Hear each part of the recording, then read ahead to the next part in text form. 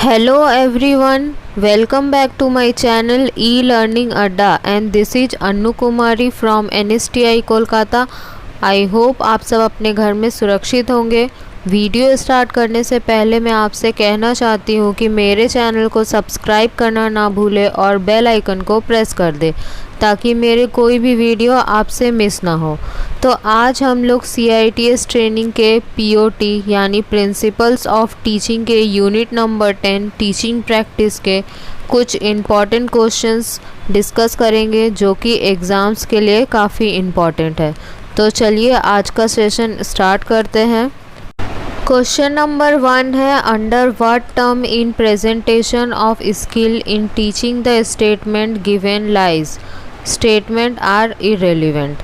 नीचे दिए गए कथन को पढ़ाने में कौशल की प्रस्तुति किस शब्द में निहित है? कथन अप्रासंगिक है। आपके ऑप्शंस है, option A lack of fluency यानी प्रवाह की कमी, option B lack of continuity यानी निरंतरता का अभाव, option C lack of subject knowledge यानी कि विषय ज्ञान का अभाव, and option D using vague words and phrases यानी अस्पष्ट शब्दों और वाक्यांशों का उपयोग करना। आप अपने आंसर्स मुझे कमेंट बॉक्स में सेंड कर सकते हैं और इसका सही जवाब है option B lack of continuity. Okay, lack of continuity के कुछ पॉइंट्स हैं जो कि हम देखेंगे। सबसे पहला है break in sequence of ideas और इंफॉर्मेशंस यानी कि विचारों या सूचनाओं के क्रम में विराम। नेक्स्ट पॉइंट है when statement is not logically related to previous यानी कि जब कथन तार्किक रूप से पूर्व से संबंधित नहीं है। And next point is there is no sequence of place and time, स्थान और समय का कोई क्रम नहीं है। And last point is statements are irrelevant यानी कथन अप्रासंगिक है। यही आपको क्वेश्चन में दिया गया था और ये सब है जो कि निरंतरता में कमी के कुछ इम्पॉर्टेंट पॉइंट्स है। Okay, next question is what is the term for structural question when the questions are not related to content being taught is irrelevant। संरचनात्मक प्रश्न के लिए कौन सा शब्द है जो प्रश्न पढ़ाए जाने वाली सामग्री से संबंधित नहीं है? आपके ऑप्शंस है, ऑप्शन ए कंसाइजनेस यानी संक्षिप्ति, ऑप्शन बी रेलिवेंसी यानी प्रासंगिकता, ऑप्शन सी क्लैरिटी यानी स्पष्टता, एंड ऑप्शन डी स्पेसिफिसिटी यानी विशिष्टता। अगर आप ये वीडियोस देख रहे हैं तो आप पेन पेपर लेकर बैठिए और कितने क्वेश्चन सही हो रहे हैं वो मुझे सेंड करिएगा कि आप इतने क्वेश्चंस में कितने सही कर पा रहे हो और अपना आंसर्स कमेंट बॉक्स में लिखना ना भूलें। और इसका सही जवाब है ऑप्शन बी रेलिवेंसी यानी प्रासंगिकता। अब हम लोग स्ट्रक्चरल क्वेश्चंस यानी कि संरचनात्मक प्रश्न के बारे में थोड़ा देखते हैं। Structural questions is a technique of formulation of questions for the content and language used are important. Content means subject matter and language part refers to 5 aspects. यानी कि उपयोग की गई सामग्री और भाषा के प्रश्नों के निर्माण की तकनीक महत्वपूर्ण है। सामग्री का अर्थ है विषय वस्तु और भाषा का भाग। यह 5 पहलुओं से संदर्भित है। पहला है ग्रामेटिकल करेक्टनेस यानी कि व्याकरण में सटीकता। इसमें देखिए use grammar correct unambiguous and simple language. व्याकरण का सार्थकता, असंदिग्धता और सरल भाषा का उपयोग करें। सेकंड है conciseness refers to the minimal but essential length of questions should be direct and straightforward। प्रश्न का तात्पर्य न्यूनतम लेकिन अवश्य लंबाई से है जो प्रत्यक्ष और सीधे आगे की ओर होनी चाहिए। नेक्स्ट है relevancy questions which are not related to content being taught is irrelevant, suit mental level of student. जो प्रश्न पढ़ाई जाने वाली सामग्री से संबंधित नहीं है वह अप्रासंगिक है, छात्र के मानसिक स्तर के अनुकूल होना चाहिए। नेक्स्ट पॉइंट है specificity, specific to content and should call for single answer, सामग्री के लिए विशिष्ट और एकल उत्तर होना चाहिए। And last point is clarity, in terms of content and language it increases fluency, यानी कि सामग्री और भाषा से परिभाषित हो यह प्रभाव को बढ़ाती है। आई होप आपको क्लियर हो गया होगा ये पांचों पॉइंट। नेक्स्ट क्वेश्चन देखते हैं। क्वेश्चन नंबर 3 है what type of questions to be avoided, किस प्रकार के प्रश्नों से बचा जाए। आपके ऑप्शंस है ऑप्शन ए यस और नो टाइप क्वेश्चंस, हाँ या ना प्रकार के प्रश्नों से।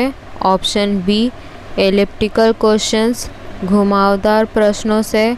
ऑप्शन सी लीडिंग क्वेश्चंस, प्रमुख प्रश्नों से। एंड ऑप्शन डी फेटोरिकल क्वेश्चंस, यानी अलंकारिक प्रश्नों से। अपने आंसर्स कमेंट बॉक्स में लिखिए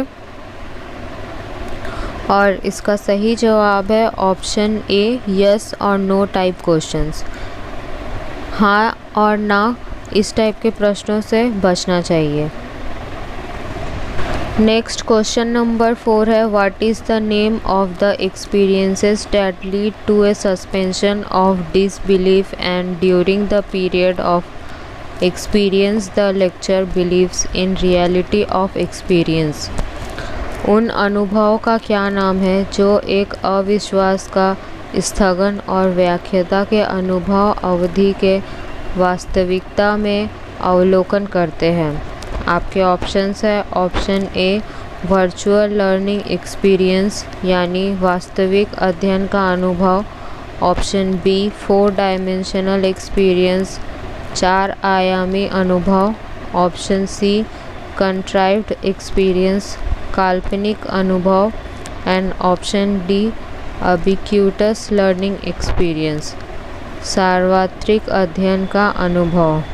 अपने आंसर्स जल्दी से कमेंट बॉक्स में लिखिए और इसका सही जवाब है ऑप्शन सी कंट्राइव्ड एक्सपीरियंस।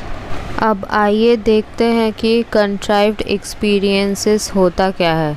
इसका एक और नाम है आर्टिफिशियल एक्सपीरियंस, यानी कि कृत्रिम अनुभव। सबसे पहले a contrived experience is editing of reality and editing which makes the reality easier to grasp.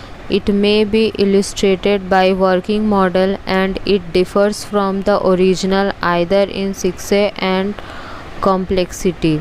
Contrived experience leads to a suspension of disbelief. In other words, during the period of experience, the learner believes in the reality of experiences.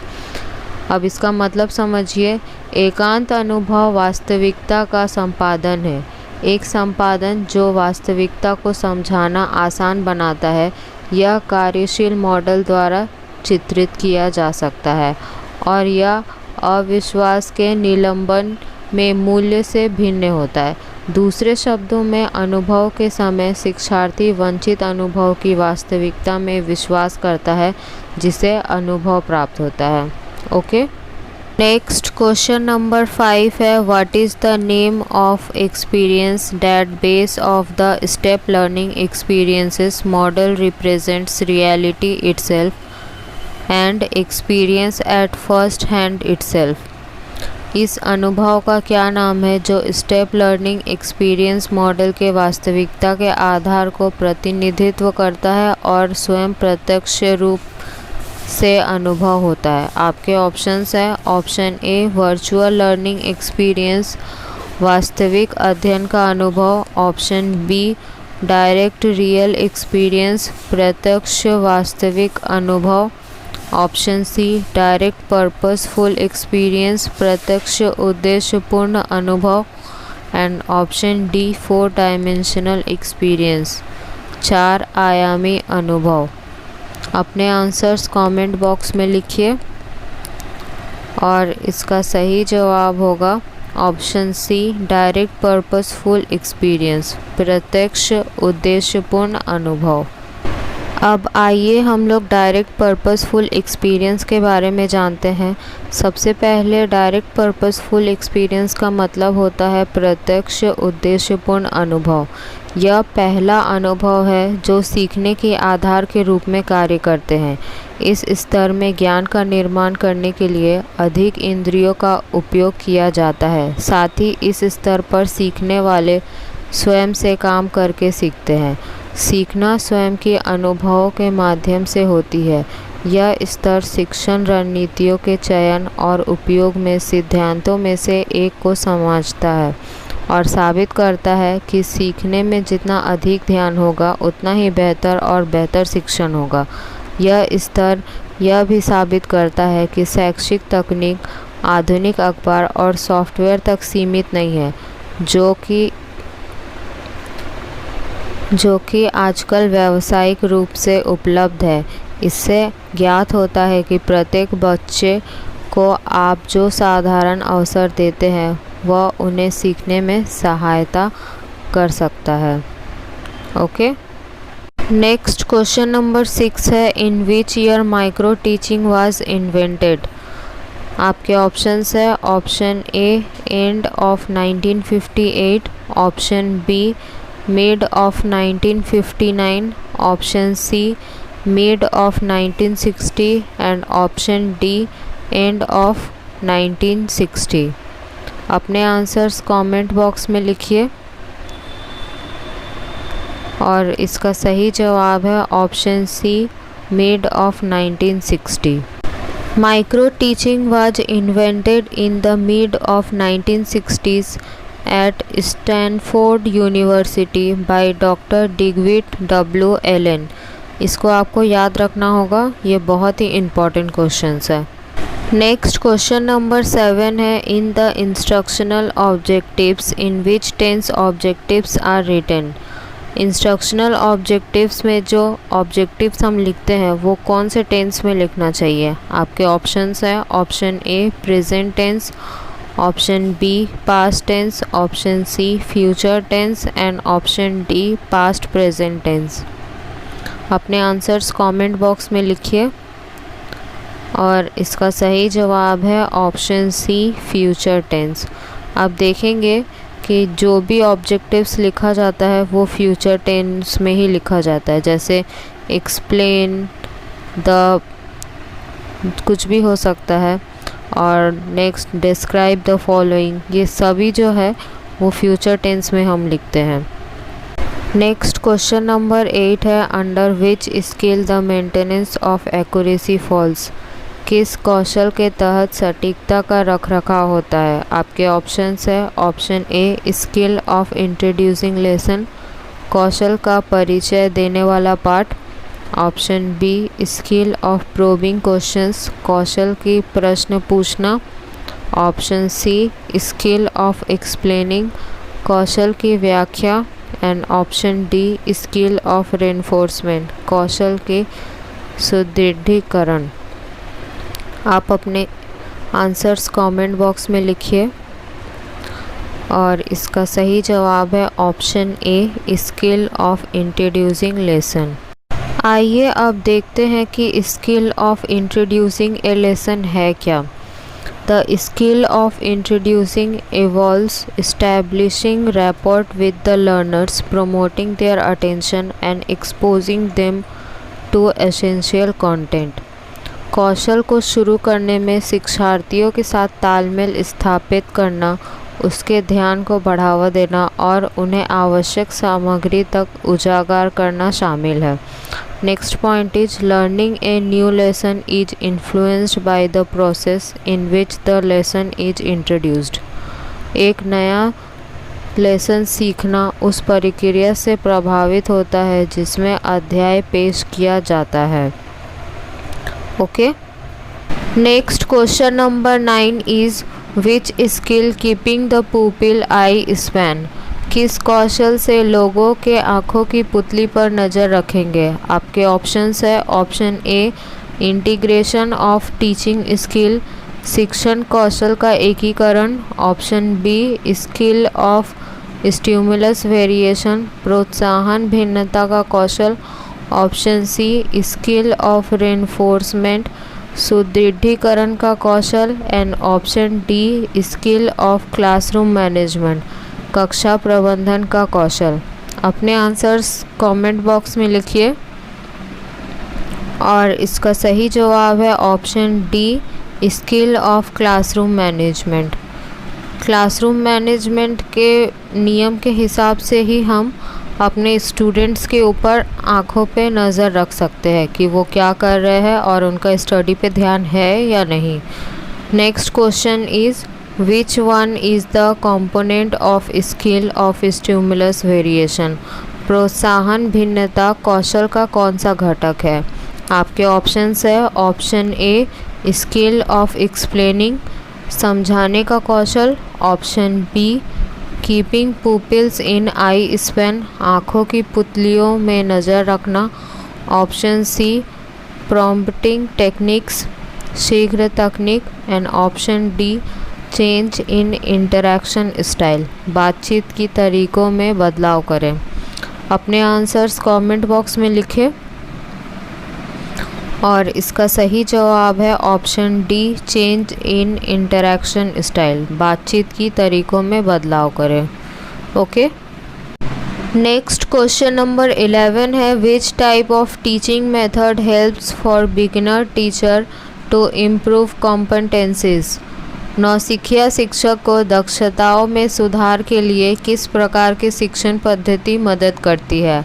आपके options है option A lesson method of teaching, शिक्षण विधि से अध्ययन, option B demo method of teaching, प्रदर्शन विधि में अध्यापन, option C group discussion method of teaching, समूह चर्चा विधि से अध्यापन, and last option D micro method of teaching, सूक्ष्म विधि से अध्यापन।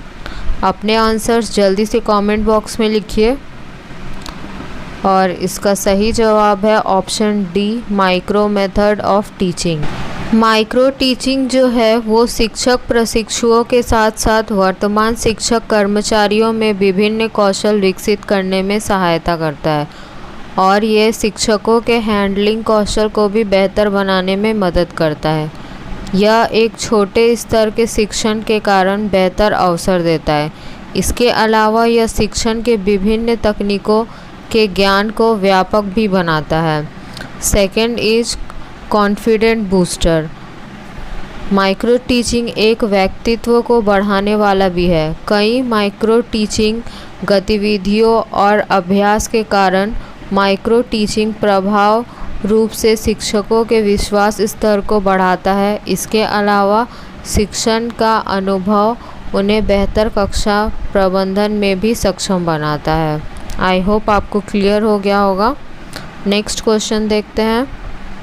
क्वेश्चन नंबर 12 है in which type of teaching more teaching and less damage, किस प्रकार के शिक्षण में अधिक अध्ययन और कम खर्च होती है? आपके ऑप्शंस है option A micro teaching type, सूक्ष्म विधि शिक्षण, option B lesson plan type, option C lecture method type, व्याख्या विधि शिक्षण, and option D discussion type, परिचर्चा शिक्षण। अपने आंसर्स कमेंट बॉक्स में लिखिए और इसका सही जवाब है option A micro teaching type, सूक्ष्म विधि शिक्षण। माइक्रो टीचिंग प्रोग्राम एक बार में 3 से 4 से अधिक छात्रों के साथ नहीं किया जाता है। यह एक बेहतर शिक्षण अनुभव प्राप्त करना संभव बनाता है। इसके अलावा यह गलतियों की संभावना को भी कम करता है। ओके, नेक्स्ट क्वेश्चन नंबर 13 है what is the name of the term in which teacher as well as the students get the platform to learn and grow. उस परिभाषिक शब्द का क्या नाम है जिसमें शिक्षक के साथ साथ छात्र को भी सीखने और आगे बढ़ने के लिए उचित स्थान मिलता है?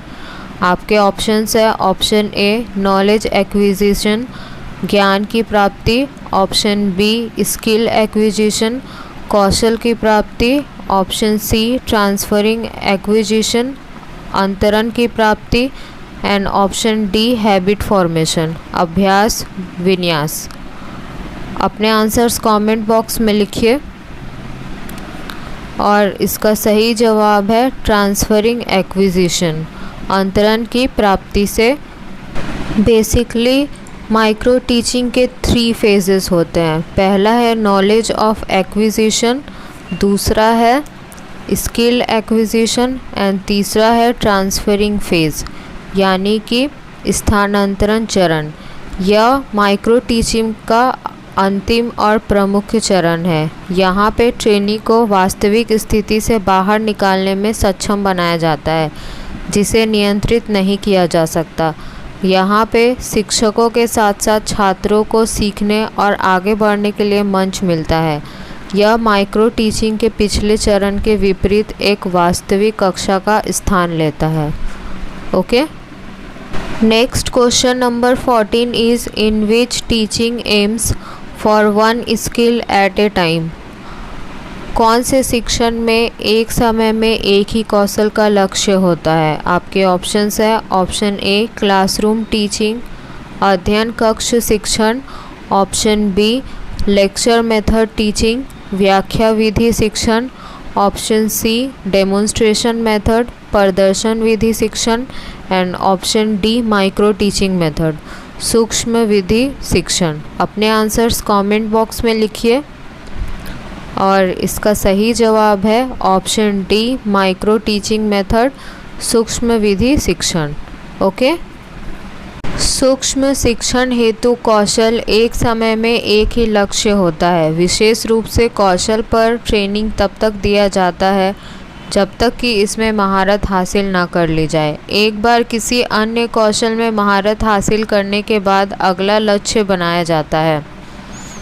इस प्रकार माइक्रो टीचिंग का एम है एक समय में एक कौशल बनाना। ओके, और आज के सेशन का लास्ट क्वेश्चन है question number 15। What is the name on completion of the lesson it is again taught to another group of students from the same class. वह कौन सी प्रक्रिया है जो पाठ पूर्ण होने के पश्चात उसी कक्षा के छात्रों के दूसरे समूह को पुनः पढ़ाया जाता है। आपके ऑप्शंस है ऑप्शन ए कंडक्टिंग लेसन निर्देशन अभ्यास, ऑप्शन बी रीप्लानिंग पुनः नियोजन, ऑप्शन सी री टीचिंग पुनः शिक्षण एंड ऑप्शन डी दोहराना रीडूइंग। अपने आंसर्स कमेंट बॉक्स में लिखिए और इसका सही जवाब होगा ऑप्शन सी री टीचिंग। ओके, अब आइए हम लोग री टीचिंग के बारे में जानते हैं। री टीचिंग मीन्स पुनः शिक्षण। पाठ के री प्लानिंग के पूर्ण होने पर उसी कक्षा के छात्रों को दूसरे समूह को फिर से पढ़ाया जाता है। समय अवधि को पूर्ण कक्षा के समान रखा जाता है। यह विधि कौशल का अभ्यास करने में योगदान देता है। Okay, so this is the end of this video. I hope आपको वीडियो पसंद आया होगा। फीडबैक ज़रूर दीजिएगा कमेंट बॉक्स में अगर आपको ये वीडियो अच्छा लगे या ना लगे। इस वीडियो को आप अपने फ्रेंड्स के साथ शेयर करना ना भूलें।